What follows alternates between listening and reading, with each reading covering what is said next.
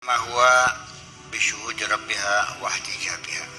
Kenikmatan rohani dan penderitaan rohani semata-mata itu sangat tergantung kepada mampukah menyaksikan Tuhannya ataukah terhalang, terhijab.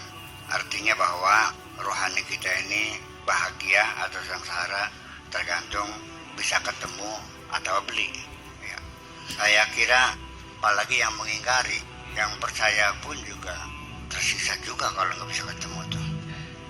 Kiduki anak sing ngirimi embuh sapa kengnya. Sehingga cilik mula nggal bulan 10 juta terus turutin segala macam kebaikan. Tapi beli baru siapa sih ngirim? Nah, penasaran itulah satu penderitaan. Paham deh ini? Itu.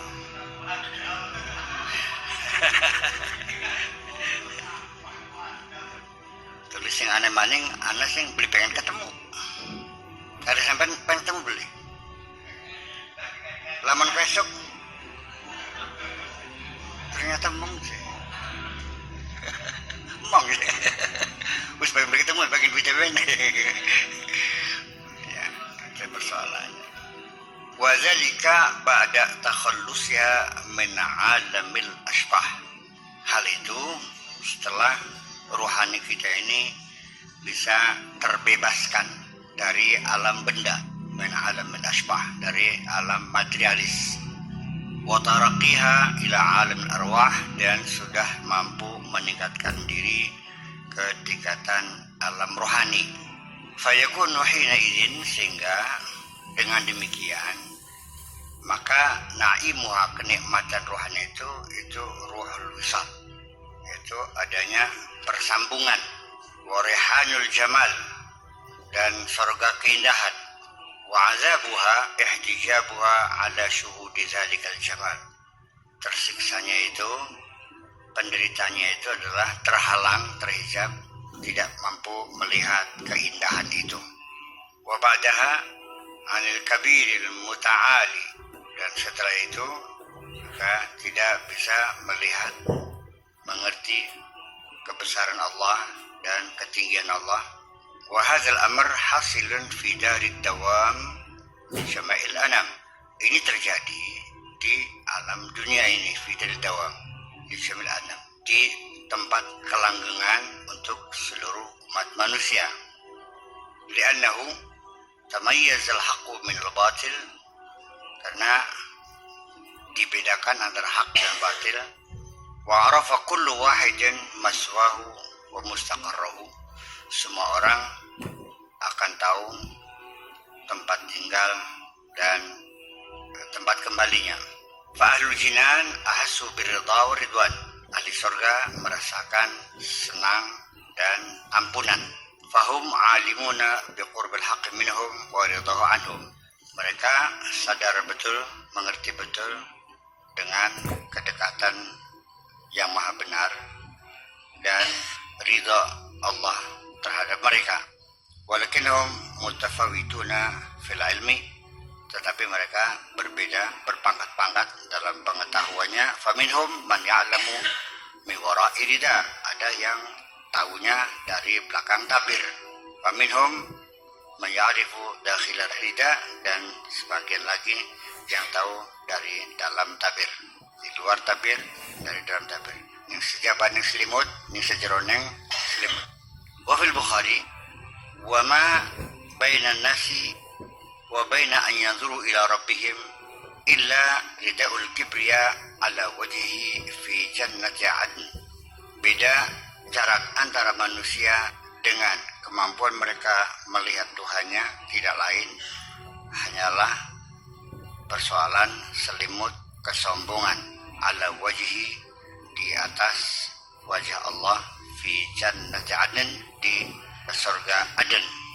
Wala yafhamu hadzal rida illa ahlul azwaq, yang bisa memahami selimut ini tidak lain hanya ahli rasa, hanya ahli rasa, artinya orang yang punya perasaan yang sangat halus, bukan orang yang perasaannya kasar, kaku dengklek, Ya kayak kita bakal turun ditampak turun paham baik diplototi kan apa menteri saking rasane.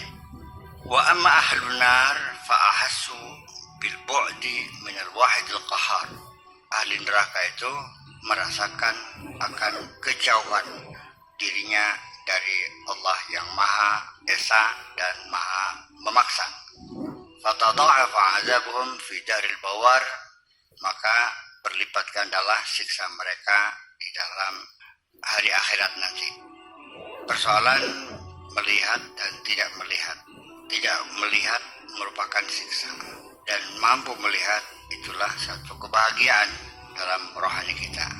Walau annal haqqa ta'ala tajalla lahum, kalau seandainya Allah itu bertajalli lahum bisifati jamalihi, tampil dan bertajalli dengan sifat jamalnya, dengan sifat indahnya, la ansahum zalikal yauma azabahu. Kalau Allah bertajalli dengan sifat jamalnya, tentu mereka akan lupa siksa hari itu. Saking indahnya siksa pun menjadi tak terasa lagi. Kayak sidat demenan dicokotin lambuk masa ngerasakan. Balik-balik pada bentol kabeh. Ya, saya ingin mengkaitkan kenapa perempuan-perempuan di Mesir itu terkupas tangannya sampai berdarah-darah dan tidak merasa sakit karena melihat gantengnya Nabi Yusuf. Jadi artinya keindahan ini bisa membius kita. Paham itu tidak? Membius kita. Dan inilah satu realita seorang lelaki yang hidupnya bahagia, istrinya baik sekali, anaknya lucu-lucu, bisa terlupakan, tergila-gila dengan keindahan yang lain, sehingga dia tega lupa dengan dirinya, lupa dengan istrinya, lupa dengan anaknya, karena ketemu dengan perempuan yang sangat cantik, terbius. Oleh karena itu, bahwa ini satu bukti saja bahwa keindahan yang ditampilkan, keindahan Allah yang ditampilkan di alam dunia ini, tetes air di antara 7 lautan adalah pada makhluknya yang bernama manusia. Seindahnya gunung, belum mungkin ada wong kelojotan dalam gunung bagus. Iya, saya bakal dalam wong ngoten ayu blak lenger kan, beli sadar, terbiaskan. Jadi kita masih paham kenapa keindahan kok bisa melupakan siksa. Betul. Kita saja dulu waktu masa remaja bokek pada duit duwe, ya kan? Mungkin kita dalam keadaan kurang sehat, hujan angin, ya karena cinta, ya. Baru mengimajinasikan keindahan sangka kasih saja. Beli kerasa hujan, beli kerasa angin, beli kerasa lara, kan? Senang baik, beli jadut ke senang baik.